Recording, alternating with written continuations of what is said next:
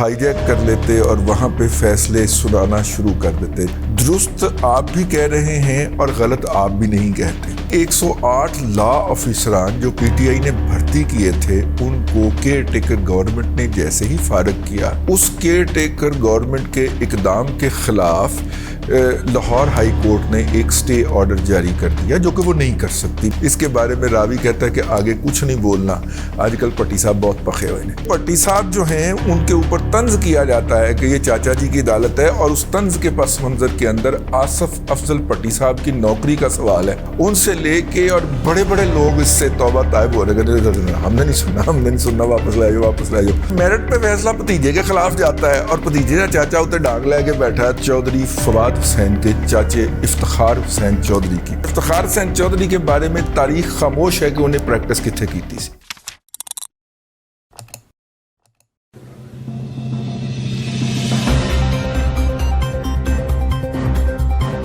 السلام علیکم جی۔ چاچا جی کی عدالت ایک پرانا پنجابی کا محاورہ ہے اور یہ ایک قصے سے ماخوذ ہے۔ وہ قصہ یہ ہے کہ گاؤں کے اندر ایک بزرگ تھے جن کو سب چھوٹے بڑے نکے موٹے پتلے لمے سب اس کو چاچا جی کہتے تھے۔ حالانکہ عمر ان کی جو تھی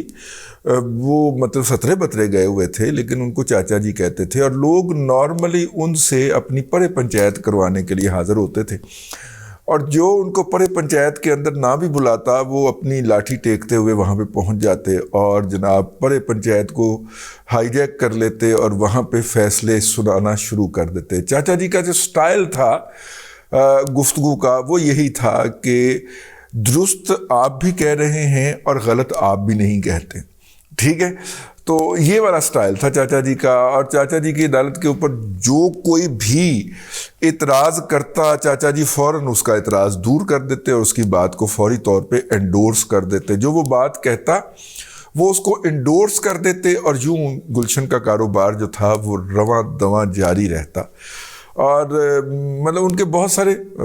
لوگ جو ہیں وہ حکایتیں سنا کے اور ثابت کرتے ہیں چاچا جی کی عدالت۔ ہمیں یہ چاچا جی کی عدالت بھلا کیوں یاد آئی؟ وہ اس لیے یاد آئی کہ اس وقت لاہور ہائی کورٹ کے اندر ایک مسئلہ بنا ہوا ہے، اور وہ مسئلہ یہ ہے کہ 108 لا آفیسران جو پی ٹی آئی نے بھرتی کیے تھے ان کو کیئر ٹیکر گورنمنٹ نے جیسے ہی فارغ کیا، تو اس کیئر ٹیکر گورنمنٹ کے اقدام کے خلاف لاہور ہائی کورٹ نے ایک سٹے آرڈر جاری کر دیا جو کہ وہ نہیں کر سکتی، میری رائے کے اندر جو کہ وہ نہیں کر سکتی، کیونکہ ہر گورنمنٹ کا یہ حق ہوتا ہے کہ وہ یہ فیصلہ کرے کہ جب عدالت میں اس کے خلاف مقدمہ جائے تو اس کا وکیل کون ہوگا۔ یہ فرد کا بھی حق ہے، ہر فرد کا یہ فنڈامنٹل رائٹ ہے کہ عدالت کے اندر نمائندگی کے لیے اس کو وکیل چننے کی آزادی ہوتی ہے کہ یہ میرا وکیل ہوگا اور یہ نہیں ہوگا، اور اگر وہ وکیل نہ چن سکے تو پھر ریاست کی ذمہ داری ہوتی ہے، حکومت کی ذمہ داری ہوتی ہے اور عدلیہ کی ذمہ داری ہوتی ہے کہ اس کو لا آفیسر یا وکیل مہیا کرتی ہے۔ لیکن جب اس کا کیس ریاست کے خلاف اگر ہو اور وہ عدالتیں چڑھ جائے وہ کیس، تو وہ جناب فوری طور پہ اس کو دفاع کرنے کے لیے ریاست کی طرف سے، جس طرح فرد کو یہ حق حاصل ہے کہ وہ اپنا وکیل خود رکھے، اس طرح ریاست کو بھی یہ حق حاصل ہے یا حکومت کو بھی یہ حق حاصل ہے کہ وہ اپنے وکیل کا انتخاب خود کرے، ٹھیک ہے؟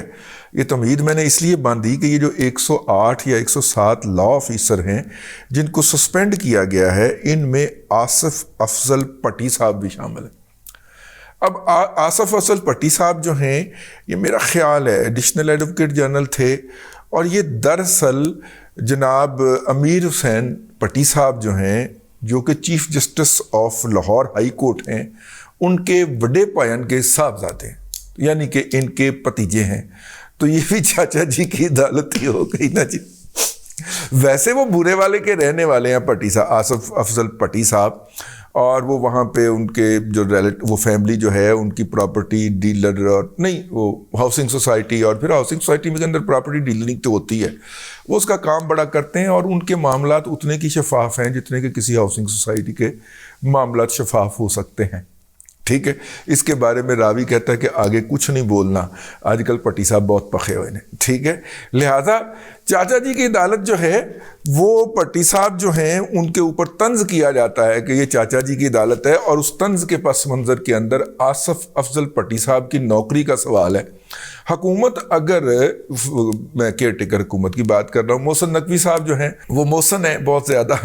تو محسن صاحب جو ہے وہ احسان فرماتے اور بھتیجا جی کو برقرار رہنے دیتے تو کوئی مسئلہ ہی نہیں آنا سی، 107 کا سٹے کد ہی نہیں آنا تھا، لیکن انہوں نے بھتیجا جی کو بھی بھڑکا دیا، تو پھر چاچے کی محبت کا تقاضا تو تھا، بشری تقاضا، کہ وہ فوری طور پہ روب عمل آتے۔ اب مسئلہ یہ ہے کہ یہ مقدمہ جس بھی بینچ کے سامنے رکھا جا رہا ہے وہ بینچ توبہ توبہ کر کے پیچھے نس رہا ہے۔ وہ مزمل اختر شبیر صاحب جو ہیں، پرانے زمانے میں ان سے یاد اللہ رہی ہے جب وہ ینگ اینڈ سمائلنگ لائر ہوا کرتے تھے، اب تو انہیں جج بھی بنے کافی عرصہ ہو گیا، ان سے لے کے اور بڑے بڑے لوگ اس سے توبہ طائب ہو رہے ہیں، ہم نے نہیں سننا، واپس لے جاؤ،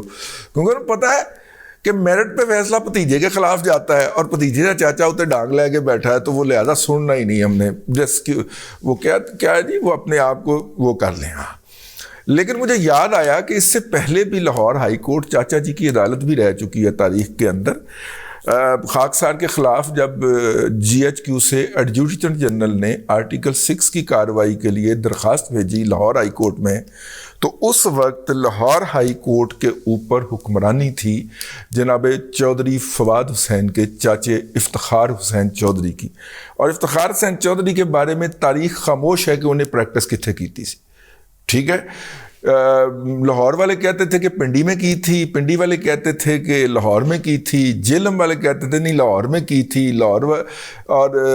جب لاہور والے آگے سے منہ توڑتے جیلم والوں کا کہ لاہور میں تو کوئی کیس ہی رپورٹڈ نہیں ہے گا یار، تو وہ کہتے تھے نہیں پنڈی میں کی تھی، پنڈی والے پھر چھتر پھاڑ کے کھلو جاتے تھے، ادھر بھی کوئی کیس اپیئر نہیں ہویا، اور نہیں وہ اسلام آباد ہائی کورٹ میں کی تھی، اور اسلام آباد ہائی کورٹ تو بنے ہی نہیں سی جدوں وہ پریکٹس کرن ڈیا، جدوں وہ پریکٹس کرتا سی،